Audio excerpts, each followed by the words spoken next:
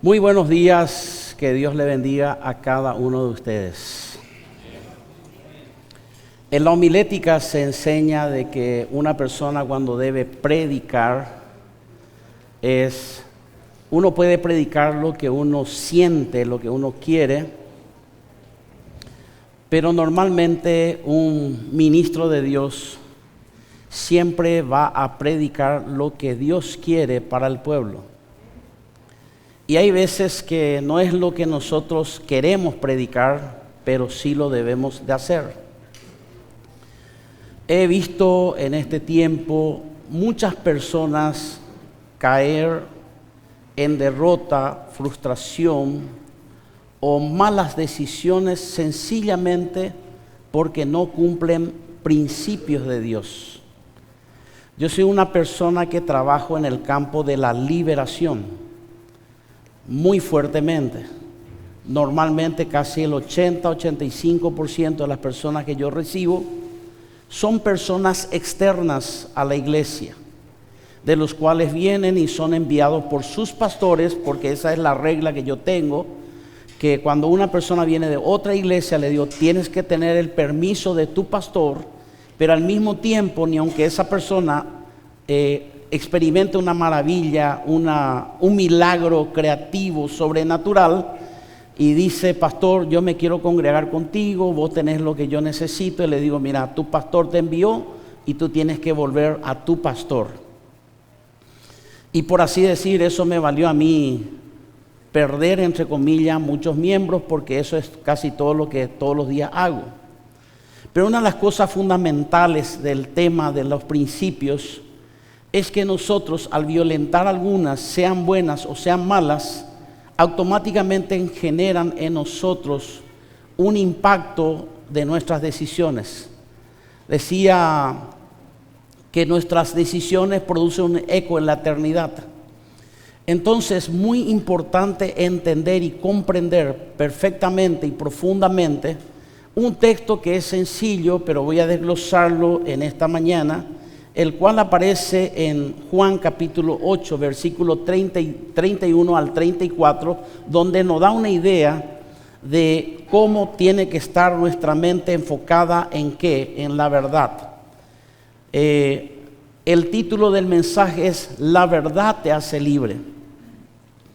Y dice este texto, si vosotros permaneciereis en mi palabra, y vale acotar algo porque antes de colocar un texto, uno tiene que leer el contexto, a quién se refiere. Lo que es extraordinario es que Jesús no estaba hablando a los judíos no creyentes, o sea, las personas que no le seguían, ni a los gentiles que menos le seguían. Él estaba hablando a los judíos que creían en él. Y dice, Jesús habló a los judíos que creían en él y le dijo, si ustedes permanecen, número 1, dice, en mis palabras, en mis principios, en mis normativas, en mis estatutos, entonces seréis verdaderamente mis discípulos. Para ser discípulo de Cristo es necesario vivir conforme a la Escritura, a los principios, a los designios de Dios y conforme a su voluntad. Muchas personas en el camino que yo he tratado confunden ciertas cosas y sencillamente al entrar en un principio en el cual Dios te muestra, porque tú haces preguntas a las personas, y al entrar en ese principio empieza a florecer, a fructificar y a levantarse y a prosperar la persona, sencillamente porque entró en un principio que no estaba haciendo. Para que usted pueda comprender, dice, si permanecéis en mi palabra. Es como si fuera que esta fuese la atmósfera de Dios. Y usted dice, si usted está en la atmósfera de Dios, que son sus principios, sus palabras, todo va a suceder. Ahora bien, la Biblia enseña, luego después dice, entonces a estas personas que quieren vivir de acuerdo a los principios, se les revela la verdad. Conoceréis la verdad. Es decir, no es la verdad de conocimiento, porque la verdad hay que entender que es una palabra que se usa que es noxis, y para que no se me pierda el contenido real de la definición, el concepto de lo que es noxis o conocimiento en la Biblia, No estoy hablando, porque acuérdense que la Biblia se escribió en griego y también en el idioma, vamos a decirle, secular en ese tiempo era griego. Pero estaba el concepto griego de lo que era gnosis. Gnosis es como decir, bueno, Dios existe, pero Él no tiene parámetros sobre nosotros. Pero sin embargo, gnosis es totalmente lo contrario en la Biblia, que habla de un conocimiento de Dios y conocer a Dios. Son dos cosas diferentes. Usted puede conocer de Dios, por eso es que hay muchas personas religiosas que conocen las escrituras al dedillo, pueden ser teólogos, pueden ser magister o doctorado, pero no conocen a Dios y se pierden en las interpretaciones por causa de no conocer al autor de las escrituras. Con respecto a gnosis se refiere al conocimiento espiritual, la sabiduría y el entendimiento profundo de Dios que se adquiere a través de la fe en Jesucristo. El estudio de las Escrituras y la guía del Espíritu Santo conforme a las Escrituras. En base a una experiencia vivida, no solo es conocer de Dios, sino conocer a Dios implica intimidad. La gnosis significa que yo no solamente sé de Dios, es como que usted me pregunta a mí y usted va a saber muchos datos del presidente de nuestra nación. Usted me va a dar su nombre, me va a dar qué hizo, qué obras hizo, de qué credo político, de qué credo religioso es. Usted me puede dar datos, pero usted quizás no le conoce al presidente, no tuvo nunca un relacionamiento. Entonces la gente hoy en día, ¿por qué no se salva? Porque la gente muchas veces conoce de Dios y dice, Jesús murió en una cruz, Jesús resucitó, Jesús es el Hijo de María, Jesús es parte de la trideidad, de la Trinidad, es el Padre, del Hijo, del Espíritu Santo, tiene muchas informaciones de Dios, pero hay un texto de la palabra dice, ustedes me conocen, pero yo nunca les conocí. O sea, ustedes escucharon hablar de mí y conocen mucha información de mí. Entonces, es muy importante comprender ese primer punto y luego dice, cuando conozcas y tengas intimidad con la verdad, y para hacerle más duro y directo, o sea, mejor radical y directo, es que Jesús es la verdad, no es un concepto. Es como cuando la gente se le pregunta a la calle, famoso en febrero, el 14 de febrero, donde se festeja el Día de los Enamorados aquí en Paraguay, a San Valentín. La gente sale en la calle y hace entrevista y dice, ¿qué es el amor? Dice, el amor es una decisión, es un sentimiento. Y yo quiero decirle que en el concepto bíblico, el amor no es una definición, no es un concepto, es una persona. Dios es amor, así como la verdad es Jesús. Fuera de Jesús no existe verdad. Lastimosamente tenemos que ser radicales. Nosotros no podemos agarrar y dividir nuestro corazón y decir sí, puede ser, no puede ser. Es que no hay otra alternativa. La gente en el mundo no tiene problema con Jesús. Aún los judíos no tienen problema con Jesús. Usted me dice, ¿cómo usted está confundido, pastor? ¿Cómo que los judíos no tienen problema con Jesús? No tienen problema, hace turismo en el nombre de Jesús.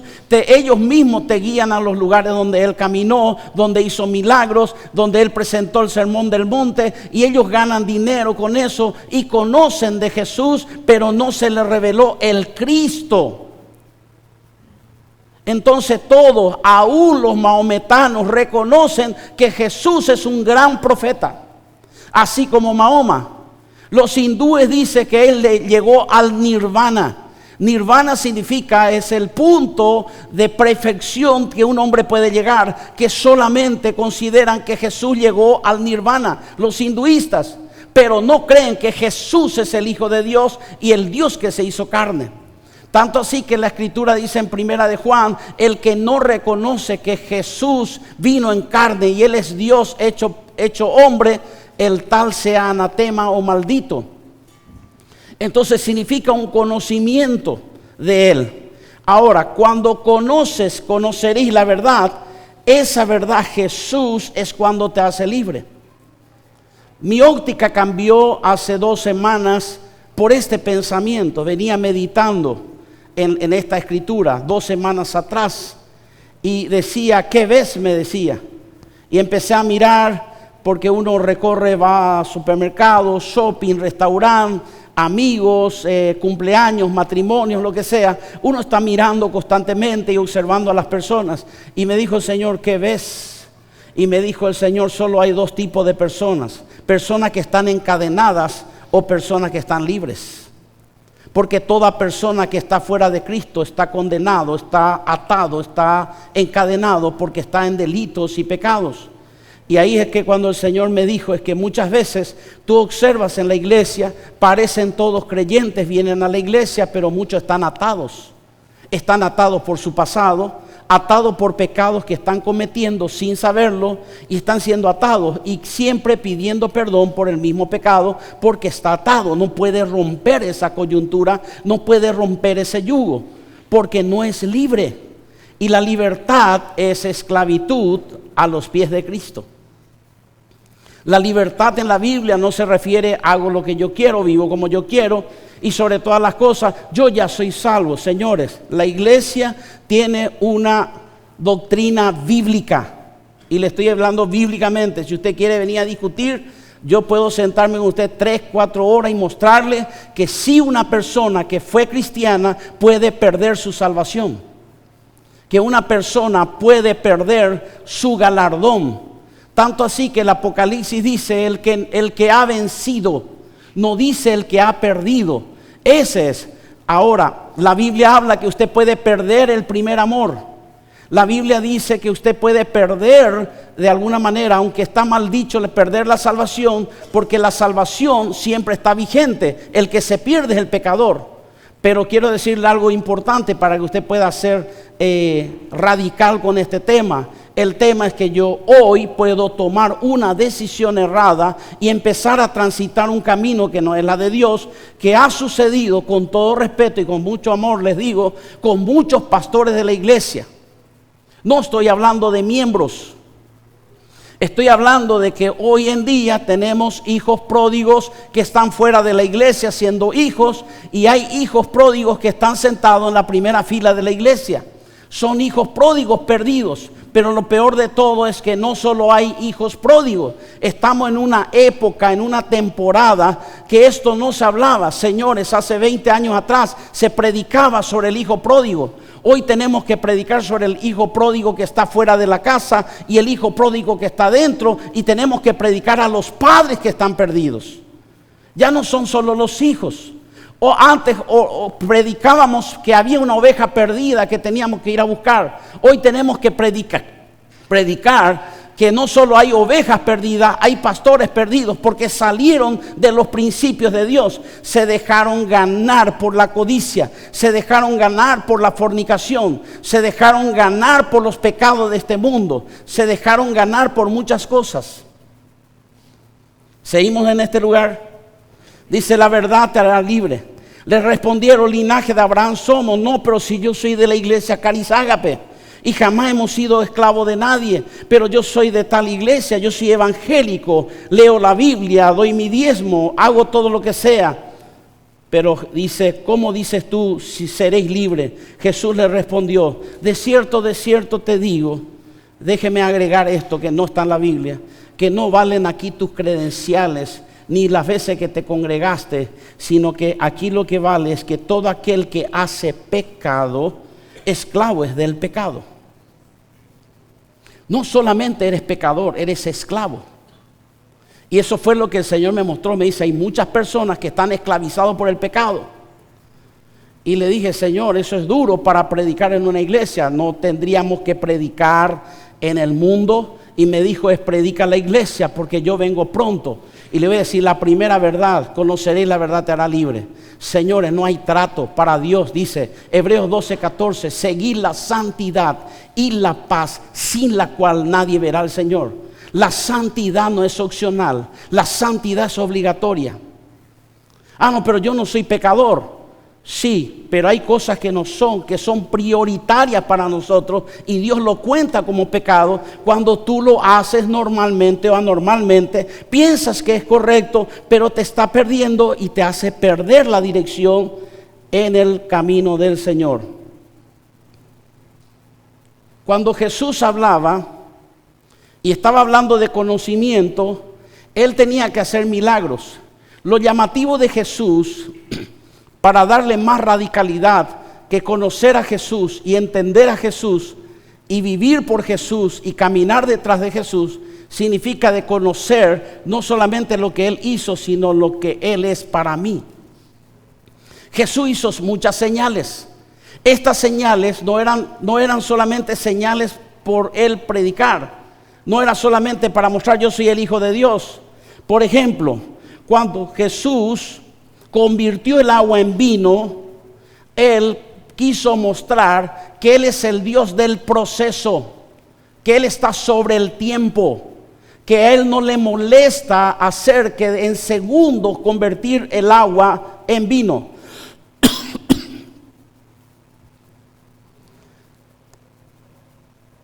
Acá hay una diferencia. Hay gente que toma vino y lo convierte en agua. Pero es al revés. El agua se convirtió en vino. Solo porque lo leí, no entiendo mucho de las partes de los vinos. Pero dice que una crianza, que cuando usted ve una botella y dice crianza, eso llevó un proceso de 2 años de fermentación. Tengo agua. Cuando usted ve y se dice reservado o de reserva, significa que llevó 3 años. Cuando hay vinos mayores de 300, 400 mil y dice que pasaron por un fermento, significa que es más de 5 años. 5 años para poder vender ese vino, por eso le hace más caro. Pero lo que Dios estaba diciendo es, mira, para mí no es un problema el proceso. Yo soy el Dios de los procesos. Yo estoy sobre tu proceso. O sea, Dios puede hacerte pasar en una sola vez el proceso. Pero ¿por qué Dios permite ese proceso en tu vida?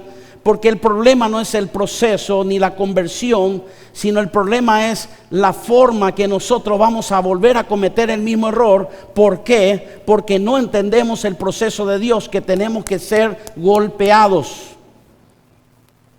Una persona me dijo una vez, y me dice, pastor, cada vez que vengo a la iglesia, yo en vez de sentirme bien, me siento mal. Y le dije, gloria a Dios, por fin uno, dije. Porque a la iglesia uno no viene para sentirse bien. Uno viene para hacer la verdad, para vivir la verdad. Pregúntele a su hijo si de las veces que tiene que ir al colegio, él lo hace con gusto. No, tu hijo se levanta, es a las 7 de la mañana. Él se tiene que levantar a las 6 de la mañana, bañarse, prepararse, a la noche trasnochar haciendo su tarea, y el niño se levanta a las 6, ya se levanta a las 6 de la mañana.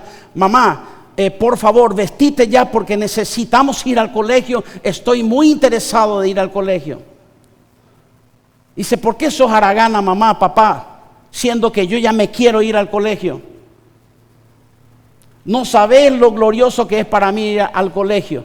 No sabés lo glorioso de ir a colocar y que me den tareas después y otra vez tener exámenes. No, los hijos respetan la dirección de los padres, que se hacen como uno quiere. Ninguno aquí en este lugar que ha concluido, permítame, sin menospreciar a los electricistas, personas que tienen capacidades múltiples, manuales, todos estudiaron de alguna manera y tuvieron que hacer su parte, pero ningún universitario puede venir a decirme aquí que no leyó ningún libro para pasar los 6 años de estudio universitario. Y tuviste que tragarte esos libros. Y tuviste que escudriñar esos libros. Y tuviste que aprender esos libros. Y te examinaron por lo que tú sabías. Y cuando fracasaste, te dijeron tienes que volver pasas o vuelves a cursar. Pero no hay problema con la Biblia. Te leíste más de 40 libros en la universidad, pero no eres capaz de terminar el Nuevo Testamento en un año, que se hace en 265 días. No se necesita 365, pero no eres capaz de eso. Y es una atadura. Te voy a mostrar por qué. Usted que le cuesta leer la Biblia, trate de leer ahora, trate de buscar a Dios, trate de escudriñar, y el infierno se va a levantar y usted va a tener oposición porque usted está atado por ese pecado de procrastinación y pereza. Pero cuando es para su beneficio, por eso le dije que le iba a decir algo que no le va a gustar.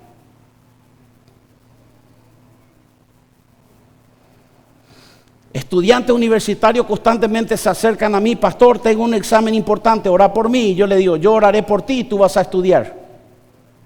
Vamos a hacer un trato: tú estudias, yo oro por ti. Cometemos pecados y nos mantiene atados. Cuando la Biblia dice, Hebreos 10:26 dice así, de esta manera: mire, hermano querido, tómelo, déjelo, pero yo tengo que hablar hoy la verdad. La iglesia de Cristo no tiene la costumbre de dejar de congregarse. Porque luego en el 10:26, ese está en el 10:25, en el 10:26 dice: porque el que pecare deliberadamente ya no tiene sacrificio por los pecados. Lo que está diciendo que no congregarse es un pecado. Pero usted cree que es un beneficio. Pero no es un beneficio, es una orden de Dios congregarse. No es una opción tuya. No es decir: yo no puedo. Señores, dice: pero pastor, enséñeme la palabra. Venga los martes, estudie la Biblia profundamente. Pero usted no está aquí. Y cada vez viene, o a la mañana, dice: pastor, yo no pude venir a la mañana. Y hay culto a la tarde, aquí a las 17 horas. Pero su fiesta, sus amigos, su dormir es más importante que Dios. Y después usted se queja cuando sale de esos principios y le va mal y empieza a tener ideas que no son de Dios, que cree que es del Espíritu Santo. Hermano querido, por favor, en el nombre de Jesús, hay personas que oran, leen la palabra, diezman, ofrendan, sirven a Dios, están en toda la semana, y viene este hombre y te dice: el Señor me dijo que, ¿qué Señor te habló? Porque ni te congregas, ni buscas a Dios, ni lees la palabra, ni vives conforme a los principios. Pero quieres enseñar a alguien que está rompiéndose y haciendo la voluntad de Dios. Pero tú vienes con la idea que el Espíritu Santo te habló. Señores, no es el Espíritu Santo, es un espíritu demoníaco, satánico, que te quitó de tu congregar. Por eso dice: el que pecare deliberadamente, significa que en el momento que tú te vayas apartando de la raíz, te vas a secar sí o sí. Pero a ti te corresponde permanecer.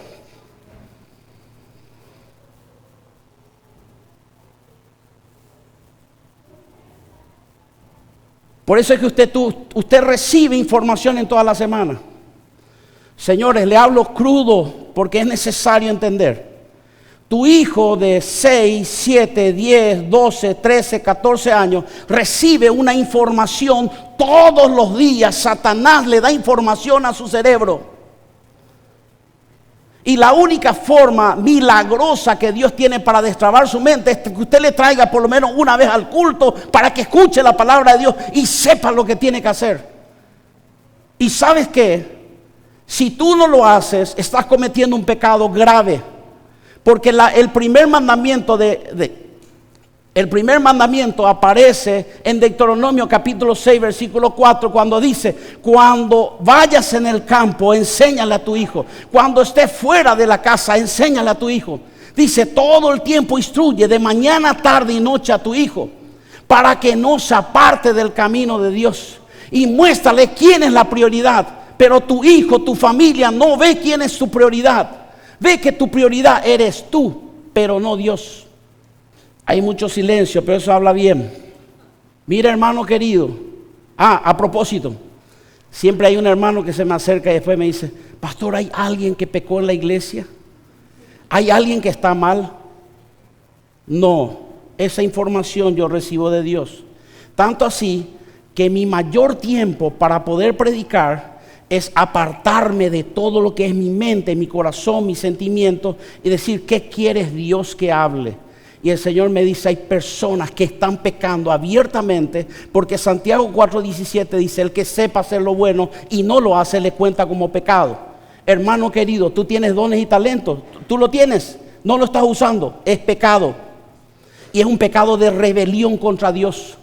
Porque tú dices que Dios no es importante para que uses tu talento para darle a Él. Es un pecado de rebelión y de orgullo y de soberbia. El no congregarse es un pecado de orgullo y soberbia, porque tú dices, yo puedo vivir solo, puedo hacer mi vida como yo quiero, no necesito de la gente, no necesito de la iglesia, no necesito de los pastores, no necesito hacer nada en la iglesia para ser salvo. ¿Te incomoda?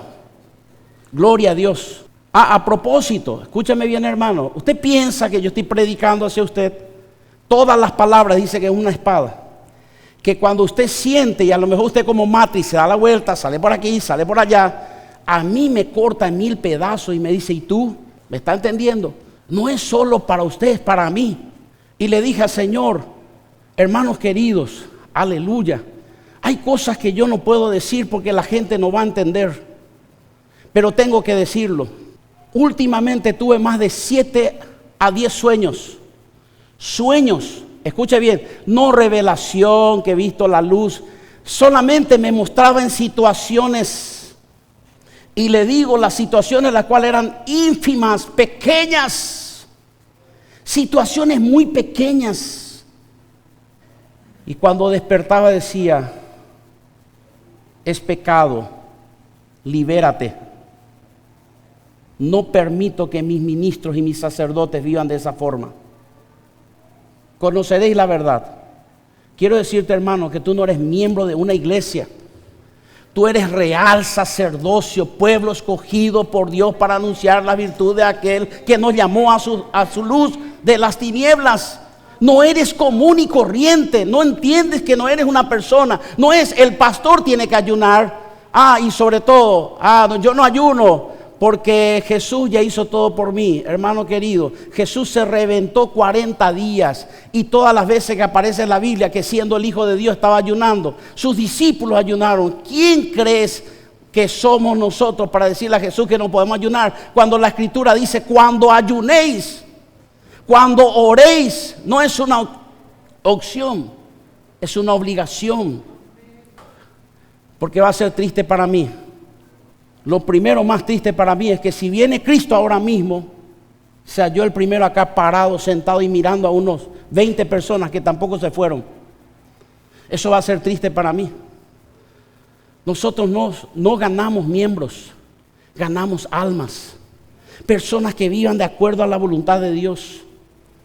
Y Dios mostró señales poderosas que Él es el Dios sobre todas las cosas. Jesús tenía que hacer señales bien dirigidas, tanto así que cuando Jesús convirtió el agua en vino era para mostrar que Él es el Dios del proceso.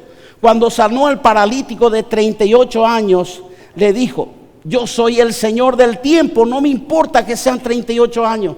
Cuando Él caminó sobre las aguas, Él dijo, yo soy el Señor de la física. Cuando multiplicó los panes y peces y hizo la pesca milagrosa para Pedro, dice, yo soy tu provisión. Cuando se transfiguró en el monte, Él dijo, yo estoy sobre la ley y los profetas, sobre Elías y sobre Moisés. Cuando echó fuera a los demonios, dijo, yo soy Señor sobre toda fuerza demoníaca satánica. Cuando sanó al leproso y sanó toda dolencia, dijo, yo soy el Señor que está sobre las enfermedades y las dolencias. Cuando sanó al paralítico pecador, dijo, yo estoy y soy el Señor que está sobre el pecado. Cuando resucitó a Lázaro después de 4 días, Él dijo, yo soy el Mesías y aún soy Señor sobre la muerte. Cuando resucitó al tercer día, Él es el Señor de la muerte y del Hades. Se levantó para coronarse con poder y gloria. Y cuando Él se levantó entre las nubes, Él dijo, yo soy Señor sobre toda potestad en los cielos, en la tierra, debajo de la tierra. No en vano está escrito Apocalipsis 1:8, yo soy el alfa y el omega, el principio y el fin, el que es y el que ha de venir, el Dios todopoderoso. Otra verdad más, hermano querido, en el nombre de Jesús, no sé cómo usted se siente del otro lado, pero yo siento un fuego. Como decía Jeremías, un fuego que si yo lo apago me duele, y si no lo digo pareciera ser que estoy diciendo algo que no debo decir. Porque hoy la iglesia se ha acomodado. Hermano, estoy cansado que las personas piensen que tener un auto nuevo 0 kilómetros es la bendición de Dios cuando no estás en la bendición de Dios. Es tener una casa nueva. Es tener a alguien a quien amar y casarte. Es tener hijos. Es más que eso. Hoy en día, hermanos queridos, yo no sé cuánto ustedes se comprometen que si yo le hablo sobre la cruz 5 domingos de seguido, probablemente nos quedaremos con 2 o 3 miembros. Porque la gente no quiere la cruz, solo quiere la gloria. Pero es necesario la cruz. Es necesario la santidad sin la cual nadie verá al Señor.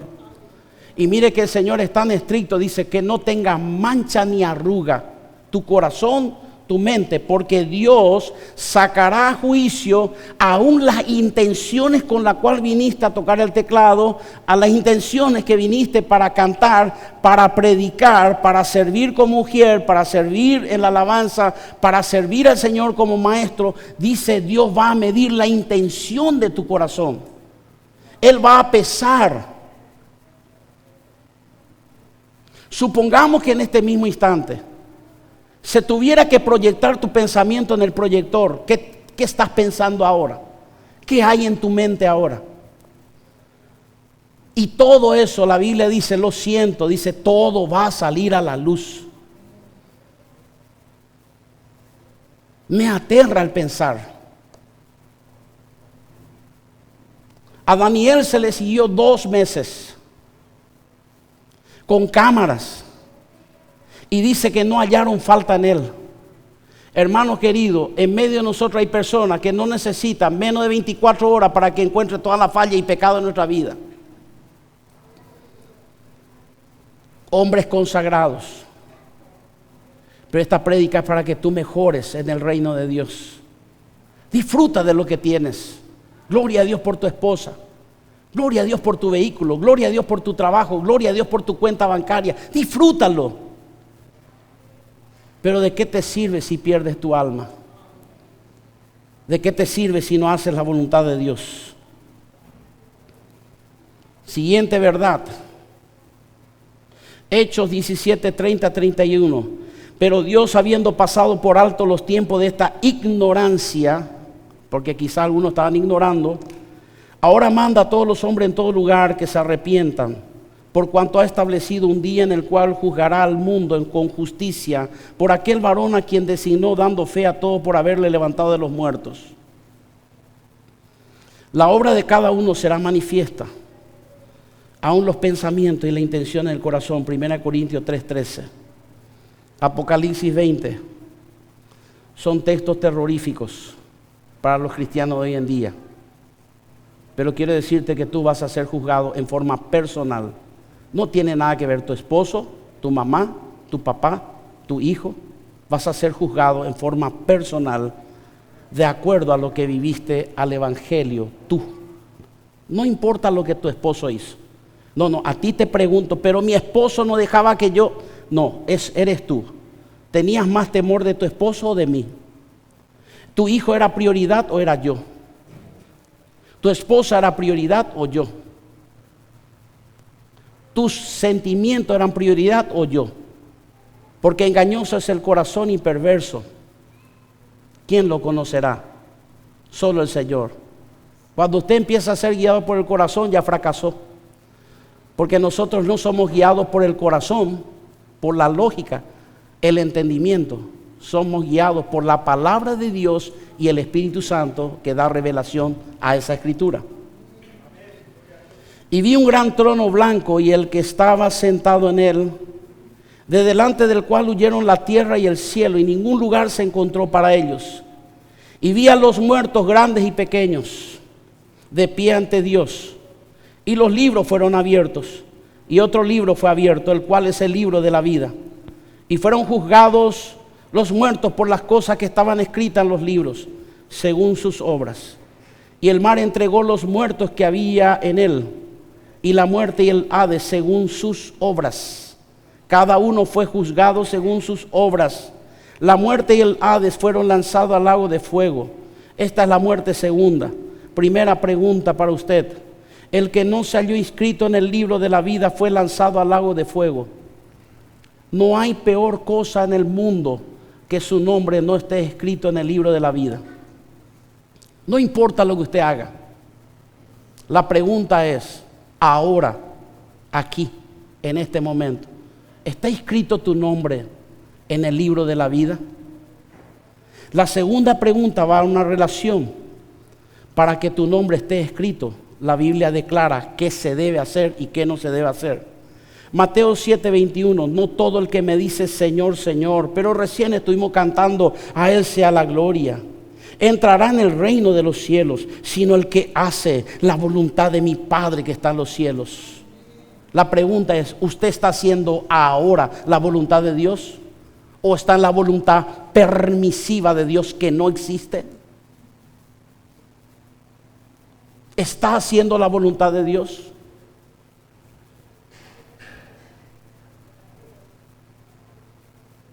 Usted se está congregando fielmente, está ayunando, está orando, está escudriñando la palabra, se conecta con la iglesia, tiene un altar familiar donde conectar con su familia y ganar almas.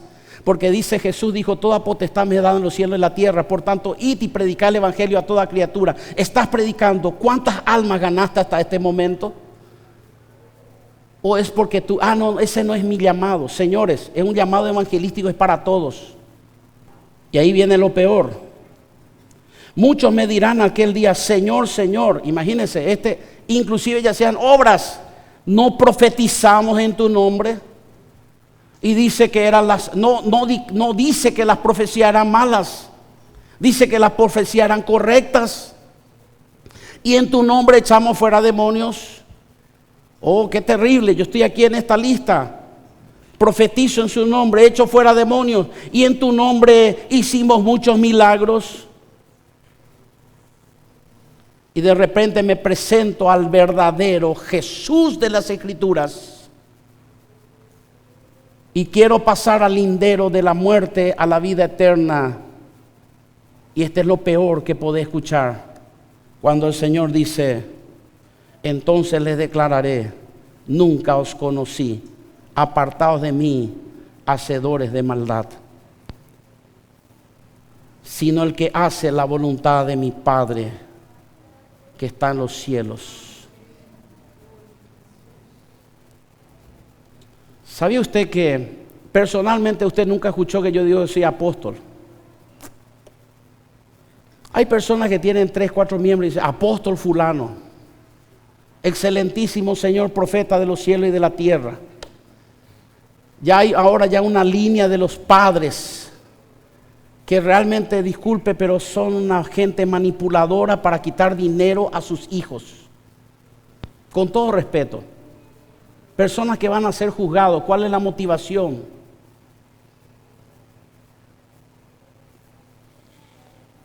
Y hay personas que dicen apóstoles. Digo, no, o sea, cuando me presentan, porque cuando yo voy entre los apóstoles a predicar, porque predico pastores, ministros, profetas y apóstoles, entonces me dice, ¿cuál es tu presentación? Y dice, preséntame como pastor.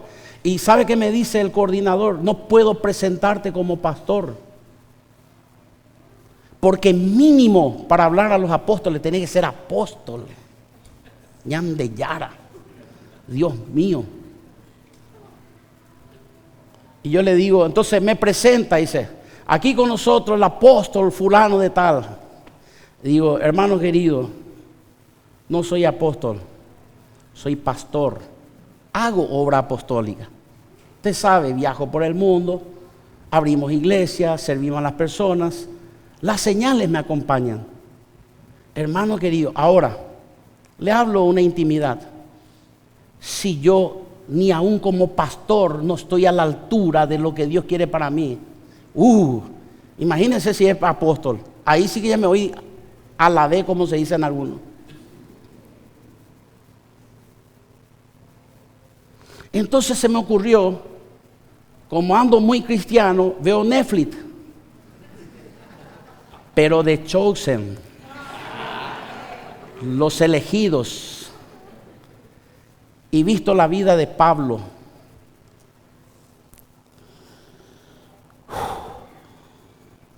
Cuando terminó la historia de Pablo en Netflix, le recomiendo que lo vea o busque a cualquier lado.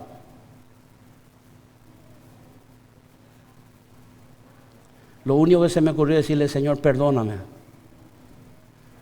No soy ni el tobillo de este hombre. Y este era un hombre correcto, santo, puro.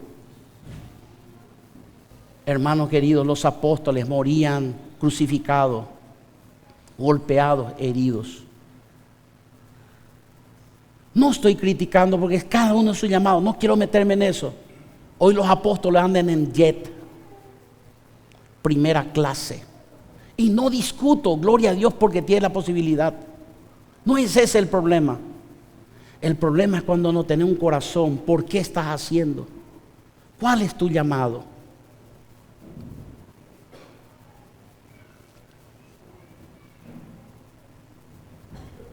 Muchas personas me pueden criticar y decir, tú, pero ¿cómo hablas así?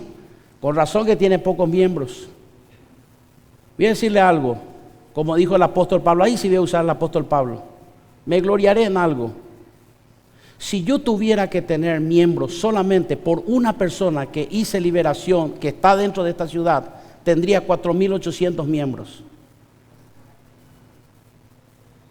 Y si he hablado de lo que he profetizado, de lo que han sido sanados en mi ministerio,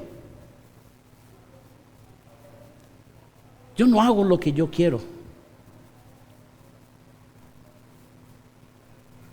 Usted no sabe las tentaciones que tengo al estar en Estados Unidos. Dice, pastor, aquí tu salario va a ser tanto, vení aquí pastorear, solo pastorear. Y inclusive me dicen, pastor, vos podés usar Estados Unidos como PC.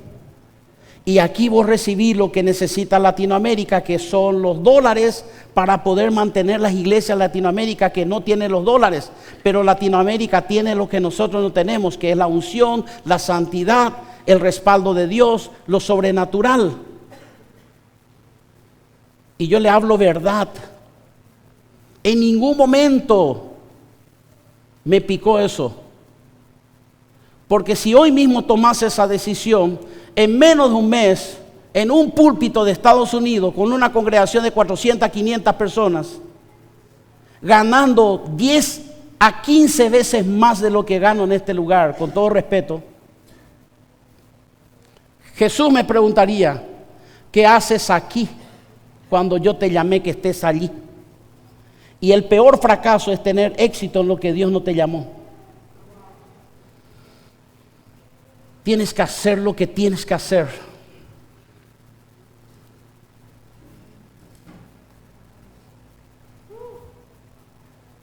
Hay cosas que nosotros tenemos otros valores para nosotros. Para nosotros más importante que un don y un talento es el carácter de una persona a Cristo. Porque no seremos juzgados por nuestro talento, seremos juzgados por nuestro carácter. Y dice, no todo el que me dice Señor, Señor entrará al reino de los cielos, sino el que hace la voluntad de Dios. Comisión u omisión, Jesús le dijo, toda potestad me es dada en el cielo y en la tierra. Por tanto, id y haced discípulos a todas las naciones, bautizándolo en el nombre del Padre, del Hijo y del Espíritu Santo, enseñándoles que guarden todas las cosas que os he mandado. Y aquí yo estoy con vosotros todos los días hasta el fin del mundo. Nuestra misión es poner en libertad a los cautivos. ¿A quiénes? El mayor logro que usted puede lograr es decir, estoy libre del pecado, el pecado no se enseñoreó sobre mí, soy una persona libre, tengo mi pensamiento libre, mi corazón libre, estoy haciendo la voluntad de Dios y estoy haciendo lo que Dios me llamó a hacer.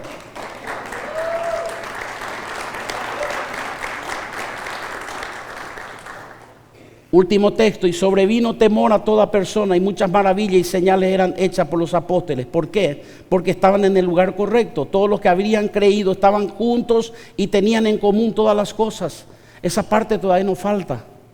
No soy comunista, pero la Biblia habla que estaban en común. Y vendían sus propiedades y sus bienes y los repartían a todos según la necesidad de cada uno. Perseverando unánimes cada día en el templo y partiendo el pan en las casas. Es necesario que estés conectado a la iglesia y a un altar familiar. Un altar familiar no es la iglesia. ¿Quiere que le repita otra vez? Un altar familiar no es iglesia. Una iglesia se compone de personas que aman a Dios, que sirven a Dios en diferentes talentos donde usted es ministrado por diferentes personas. Tanto es así que, por ejemplo, cuando usted presenta y le digo algo delante del Señor, hermano, cuando alguien oró por usted, no le falte el respeto a esa persona, porque usted piensa que no tiene el poder. No es así, tiene todo el poder. Aquí hay personas nombradas que pueden imponer las manos. Significa que nosotros no creemos que Dios le usa a esa persona, creemos que Dios canaliza a esa persona para que esa persona reciba la sanidad. Quizás el 60 o 70% de los milagros que se recibió en este lugar no fueron porque yo oré por ellos, sino otros pastores y ministros oraron por esa persona. Y no lo digo con pena, es así el reino de Dios. Pero el primer punto es que, ¿por qué es necesario? Porque cuando yo me congrego y tengo un altar familiar, me permite desglosar las escrituras, escudriñar. Entonces ahí es donde yo no tengo pretexto. Cuando yo digo, sí, domingo, sí, a las 10 de la mañana, y si no pudiste venir porque tenés un asado, un cumpleaños, pues vienes a la tarde a las 17 horas. Y si no pudiste, tienes el martes para estudiar la Biblia. Tienes los miércoles para buscar sanidades, prodigios y milagros en San Lorenzo. Jueves y viernes tienes libre por si quieras visitar algún altar familiar y estar conectado con otros. Sábado tienen los jóvenes. Para los adolescentes, hoy en día decir, pastor, yo no sé hacer con mi hijo. Yo sí sé lo que tenés que hacer, traerle a Team Pro para que aprendan los principios, porque quiero decirte algo muy importante. Ese manual no es de la iglesia, es un manual hecho por personas profesionales, sociólogos, psicólogos, cristianos, teólogos, que hicieron un manual, hicieron acorde, porque ellos muchas veces no conectan con nosotros. Y también hay para jóvenes. Entonces nadie puede decir, yo, aquí en la iglesia solo hay culto los domingos. Eso sucedía cuando estábamos en el hotel, pero hace un año ya no estamos en el hotel. Recuerda al que está a su lado, no estamos en el hotel. Ya hay lugar para poder ministrar a Dios. Y dice, alabando a Dios y teniendo favor con todo el pueblo. Y el Señor añadía a la iglesia los que habían de ser salvos. Cuando usted conecta el altar familiar con la iglesia, y dice, todos los días en el templo y por las casas no cesaban de enseñar y predicar a Jesucristo. Y ahí el Señor añadía a la iglesia los que habían de ser salvos.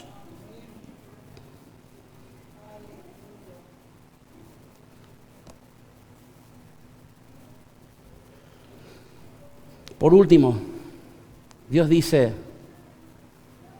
es una orden, hermano querido, ser lleno del Espíritu Santo.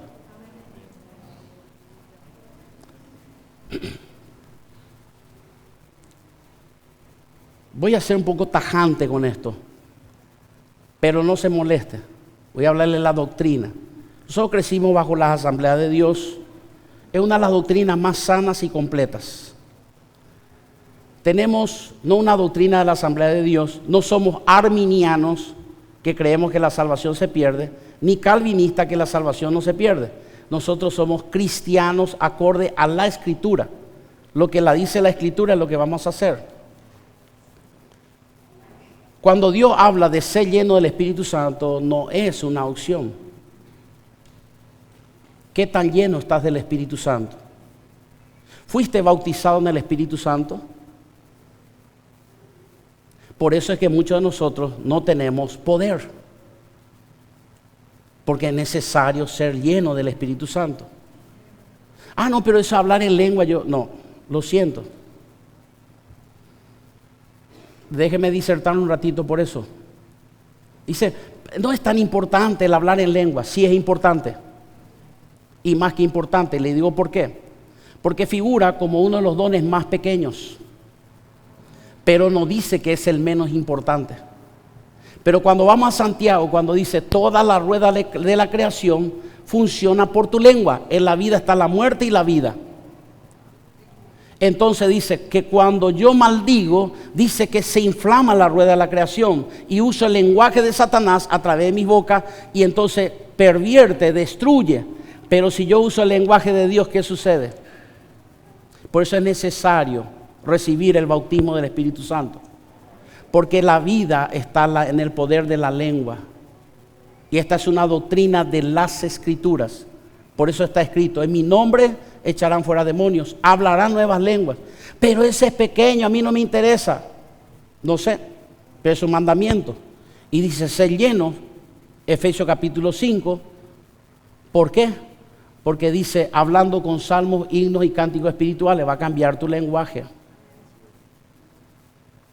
En estos días me llamaron por teléfono una persona que cayó en una crisis de enfermedad, sí. Estaba en su casa tranquilo, 15 minutos después en un hospital. Es un amigo mío. Salí a la calle. No sabía qué hacer. Y le dije: Señor, esa persona necesita. Y le dije: no sé ni por dónde empezar a orar, ni no sé cómo puedo hacer. Y me dijo el Señor: usa tu herramienta, las lenguas que te di. Y empecé a orar en lenguas. Pasó 10 minutos, 15 minutos. Y le digo: tú siempre me das la interpretación, ¿por qué callas? Y de repente el Señor dice: porque has sido pesado en balanza y has sido hallado justo delante de mis ojos. Esa prueba que recibió una prueba, pero ha sido hallado justo para que yo le entregue conforme a sus obras después. Automáticamente le llamé a la persona indicada que me informó y le dije: así como esta persona entró al hospital, así mismo va a salir, y va a salir sano totalmente.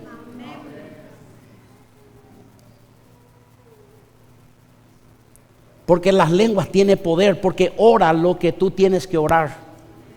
Hermano querido, en el nombre de Jesús te ruego, no menosprecies el don del Espíritu Santo. No menosprecies. En la época de la pandemia, ¿sabes cuántas personas murieron en esta congregación? Una sola persona. Yo estaba esperando que me diga: pastor, ninguno. Le dije: Señor, ¿cuál es el problema de esto? Y me dijo: no es una enfermedad solamente, es una enfermedad espiritual que está respaldada por demonios y hace que la persona apenas estornude, sienta el espíritu de la muerte, asienta sobre él y la persona se muere. Y me dijo: por cada persona que está enfermo vas a orar reprendiendo el espíritu de muerte y enfermedad, y le va a dejar. ¿Y sabe cómo termina esa persona? Con un simple resfrío. Pero una persona oré y le dije: Señor, ¿por qué está tan mal? Era una persona que amanece y está con su Biblia. Y el Señor me recordó, y estoy hablando con respeto de un amigo mío, y lo hablo con respeto, porque era un hombre de Dios, oraba, ayunaba, leía la palabra, siervo de Dios. Y decía: ¿cómo él? Y él estaba cada día empeorando, y de repente escucho la noticia que él murió, y le dije: ¿por qué, Señor? Hemos orado por él, la iglesia, todo. Y me dijo: cumplió su tiempo, porque hace 15 años él tenía que haber ya muerto. Le dispararon 7 tiros en el pecho y de una forma milagrosa salvó su vida. Muchos conocerán este testimonio porque es de la iglesia. Su hija y su esposa están aquí en este lugar congregándose.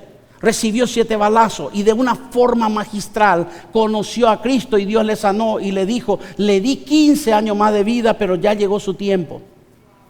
La esposa queda en una crisis y ella cae en cama y empieza a empeorar.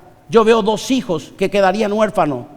Hermano querido, le digo palabra de Dios: jamás yo he prometido, quizás pueda cometer errores. Dije: estas rodillas jamás se van a doblar ante un problema. Tengo un problema financiero. Señor, aquí estoy, Señor, perdóname, límpiame y por favor te pido. No, jamás. Dije: estas rodillas son para adorarte, para bendecirte, que tú eres recto, que tú eres grande, excelso, pero yo no soy nada delante de ti. Jamás voy a doblar mi rodilla por una persona, por un problema. Doblo delante del Señor. Mis rodillas le pertenecen a Dios. Es para exclusivamente la adoración. Y ¿sabes qué? En ese momento viene la noticia: está empeorando. Y dice: se está secando. Y empieza a haber ese dictamen, a tal punto que todas las personas a su lado comenzaron a morir. Y la persona cayó. Y dijeron, solamente necesita. Le daban respiraciones en lo máximo. Ya su cuerpo no respondía para todo. Y le dije, Padre, en el nombre de Jesús. Empecé a orar en lenguas. Y el Espíritu Santo me dijo, inclina tu rodilla. Y le dije, Señor, tú sabes que yo nunca inclino, pero voy a inclinar. Y le dije así, Padre, Señor, con todo respeto, no existe pandemia, enfermedad, muerte, dolor o cualquier cosa que nos quite delante de ti. Solo tú lo puedes hacer. Y quiero recordarte que tú eres el Señor de la vida y de la muerte. No hay nadie mayor que tú. Y si tú dictaminas que esta persona viva, va a vivir. Pero si tú dices que no, va a morir. Pero todo depende de tu boca. Y necesito, Padre, que lances tu voz y digas que viva. Cuando yo me levanté decía, no hay lugar, no hay nada, no había caso, era imposible, estaba muerta. Pero cuando yo me levanté de ese lugar, el Señor me dice, ella va a vivir, y dile, no morirá, sino que vivirá y contará las obras de Jehová mi Dios. Yo no dejaré huérfano a sus hijos. Hermanos queridos, le quiero decir algo que entra fuera de la razón. Una persona en crisis, conectado con traqueotomía, conectado a máquinas, de repente en menos de una hora, no solamente le tenían que buscar un lugar, sino que le dijeron, estás de alta, algo sucedió con tu cuerpo, algo sucedió contigo, que ahora estás libre y estás sana. Dios nos llamó a poner en libertad a los cautivos. En la última Santa Cena dije así, cuando tomes tu copa y tomes tu pan, no pienses en lo que tú ya eres heredero del reino de los cielos. ¿Dónde está mi hijo? ¿Dónde está mi hermano? ¿Dónde está mi primo? ¿Dónde está mi familia? ¿Dónde están mis compañeros de trabajo? ¿Dónde están mis empleados? ¿Dónde están las personas que yo conozco? ¿Dónde están? Y cuando tú respondes, digas, Señor, ten misericordia de ellos. Y dile al Señor, usa mi vida. Usa mi vida. Pon tu mano sobre tu corazón. Y yo también pongo la mía. Jesús, yo te voy a pedir que tú hagas de todo tu corazón una sencilla frase que se convierte en oración. Pueden pasar los músicos. Señor, pasa de mí esta copa. Qué difícil es la disciplina, la radicalidad, la santidad. Qué difícil es tomar la cruz. Qué difícil es no moverse por las emociones, los sentimientos, las ideas lógicas de nuestra mente. Qué difícil se vuelve muchas veces cuando queremos escudriñar la Escritura, pero hay un imperio de potencia de Satanás que no nos permite hacerlo. Qué difícil es doblar nuestras rodillas delante de ti. Por eso te quiero pedir que tú hagas la oración más difícil de la Biblia. La más difícil. Venga tu reino y hágase tu voluntad, así como los cielos se hagan en la tierra. Señor, no permitas que me muera antes de ganar más almas para ti, enseñar. No permita, Señor, que la iglesia se desvíe a pensamientos y doctrinas no bíblicas.